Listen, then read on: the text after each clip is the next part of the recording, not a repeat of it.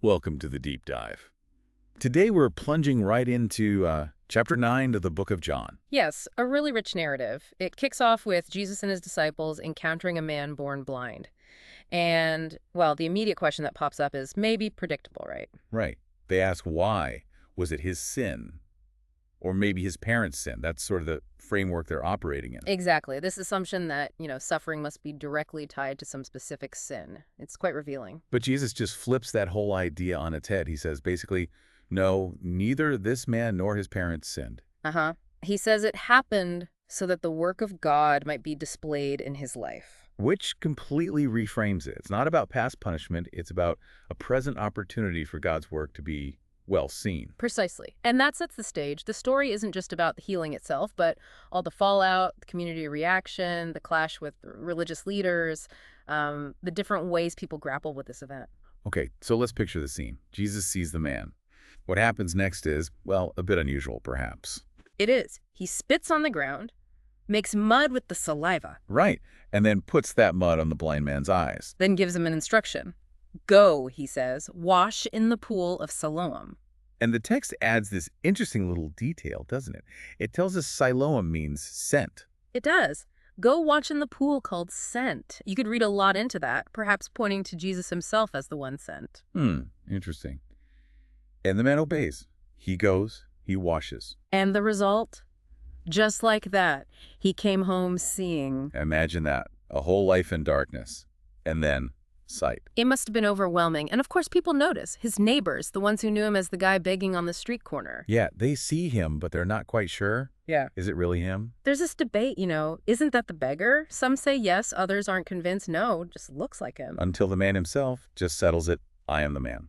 Yeah. Simple, direct. His identity is now completely transformed by this event. So naturally, they ask the obvious question. How? How are your eyes opened? And his explanation is just as straightforward as his identity claim. No big theological treatise. Nope. He just says, the man they call Jesus made some mud and put it on my eyes. He told me to go to Siloam and wash. So I went and washed, and then I could see. Just the facts. And when they ask where Jesus is? He's honest. I don't know. He genuinely doesn't at this point. Okay, so this personal miracle now becomes a public issue. The neighbors don't just leave it there. No, they bring him to the Pharisees, the religious authorities. And here's the crucial detail, the thing that really sparks the conflict. The timing. It all happened on the Sabbath. Which for the Pharisees was a major problem. Making mud, healing, that was considered work under their interpretation. Forbidden. Absolutely. So Jesus, by doing this, is immediately positioned against their rules. So the Pharisees start their own questioning. They want his version of events. How did you get your sight? And he tells them the same simple story. He put mud on my eyes, and I washed, and now I see. But this immediately causes a rift among the Pharisees themselves. Right. You see a split. Some are adamant. This man, Jesus, isn't from God. He doesn't keep the Sabbath. End of story for them. But others are looking at the evidence the man standing there seeing. And they're thinking, hang on. They ask, how can a sinner perform such signs? The miracle itself seems to contradict the conclusion drawn from the Sabbath rule. They're divided. So, caught in their own disagreement, they turn back to the man. They push him. What do you say about him? He opened your eyes. They want his assessment. And his answer shows his understanding is growing. He says, he is a prophet. For him, the power demonstrated puts Jesus in that category, someone speaking or acting for God. But the leaders, they're still not quite buying the whole premise. Maybe he wasn't really born blind. So they escalate. They send for his parents to verify the baseline fact. A key step for them. They ask the parents directly. Is this your son? You say he was born blind. How is it that now he can see? The parents confirm what they know for sure. We know he is our son, they say, and we know he was born blind.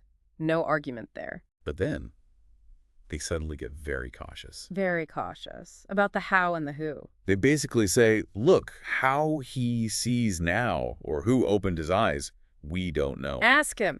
He's old enough. He can speak for himself. They pass the buck right back to their son. And the text explicitly tells us why they did this. It wasn't ignorance. No, it was fear. Plain and simple. Fear of the Jewish leaders. Because apparently a decision had already been made. Yeah. Anyone acknowledging Jesus as the Christ Would be put out of the synagogue, excommunicated. cut off from the community. That's huge. So that fear is exactly why they said, he is of age, ask him. They were protecting themselves. which means the man is called back in for round 2 with the Pharisees. And this time, the tone shifts. Yeah, they come at him with a demand, really. Give glory to God, they say. Which sounds pious, but it's loaded. They follow it with, we know this man, Jesus, is a sinner. They're trying to dictate the narrative, right? Attribute the healing to God in general, but insist Jesus himself is illegitimate. But the man isn't playing their game. He gives this incredible response, probably the most famous line in the whole chapter. Whether he is a sinner or not, I don't know. One thing I do know, I was blind, but now I see. Boom. He refuses their framing and stands solely on his undeniable lived experience. It's powerful. You'd think that might stop them, but no.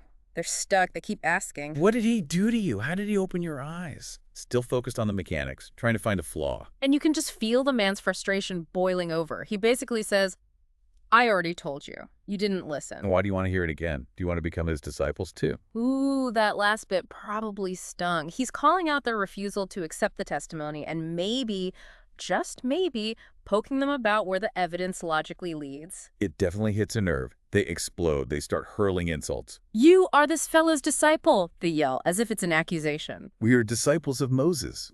We know God spoke to Moses. But as for this fellow, meaning Jesus, we don't even know where he comes from.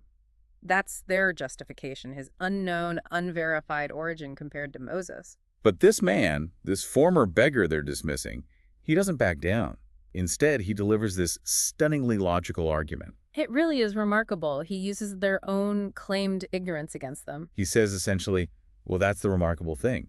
You claim you don't know where he comes from, and yet, look what he did. He opened my eyes. He points out the disconnect. Shouldn't such a powerful act tell you something about the person's origin or authority? Then he brings up a theological point they'd absolutely agree with. Right. We know God doesn't listen to sinners. He listens to the godly person who does his will. Standard belief. And he combines that with the uniqueness of his healing. Nobody, he says, has ever heard of opening the eyes of a man born blind. This wasn't just any healing, it was unprecedented. And then the knockout punch, the logical conclusion based on their premises, and the undeniable fact, if this man were not from God, he could do nothing. The miracle itself, especially its unique nature, is the proof of divine connection. Their refusal to see it is the issue, not Jesus. He's basically checkmated them using their own rules and the evidence they can't deny. So how do the religious leaders respond to this logical dismantling of their position? Not by engaging the argument. They resort to pure insult and pulling rank. They throw that initial prejudice back at him. You were steeped in sin at birth. How dare you lecture us? His past condition, in their eyes, disqualifies him from speaking truth to them, the authorities. And the final act, they threw him out, excommunicated, cast out. So he gains physical sight but loses his place in the religious community, a heavy price. But the story isn't over for him. Jesus hears what happened. He hears this man was thrown out. And Jesus actively seeks him out, finds him. Which is just a powerful contrast, isn't it? Rejected by the religious system, sought out by the one who healed him. And Jesus asks him a very direct, very personal question. Do you believe in the Son of Man? The man's response is open, honest. He's defended Jesus based on the miracle, but maybe doesn't grasp the full title yet. He asks, who is he, sir? Tell me, so that I may believe in him. He's ready. He just needs the identification. And Jesus reveals himself. You have now seen him. In fact, he's the one speaking with you. The physical sight leads directly to this moment of spiritual recognition. And the man's response is immediate. Lord, I believe. And he worships him. The journey is complete, from blindness to sight, from outcast to worshiper. And then the chapter closes with Jesus broadening the theme, making a statement about sight and blindness in a much deeper spiritual sense. Yes, he says, for judgment I have come into this world. So that the blind will see and those who see will become blind. He's flipping the script again. It's not about eyeballs anymore, is it? Not primarily. He's talking about spiritual perception. Those who know they are blind, who recognize their need for him, they will truly see. But those who are confident they already see, who rely on their own status or understanding, they risk becoming blind to the truth, even when it's right in front of them, speaking to them. And sure enough, some Pharisees nearby overhear this, and they get defensive. Yeah, they ask him sort of indignantly, what, are we blind too? And Jesus' final line in the chapter is chilling, really. He But Mark- connects their claim to sight with their guilt. He says, if you were blind, you would not be guilty of sin. If it was just Ignorance, okay. But now that you claim you can see, your guilt remains. Because they profess to have the ultimate understanding, their rejection of him isn't simple blindness, it's a willful refusal. And that, he says, makes them culpable. Wow. So, stepping back from this whole chapter, it's quite a journey. From physical healing to social rejection to profound faith. It really is. And it shows so clearly how different people react when faced with something truly disruptive, something that challenges their categories and their authority. You see the man himself moving towards greater and greater sight, both physically and spiritually. While some of the leaders, ironically, seem to move towards a deeper kind of blindness, precisely because they're so sure they already see. Absolutely. It really makes you, the listener, think about what seeing truly involves. Is it just about what our eyes perceive? Hmm. Or is there another kind of seeing, maybe a more demanding kind that requires humility, requires us to question our own certainties when confronted with the truth?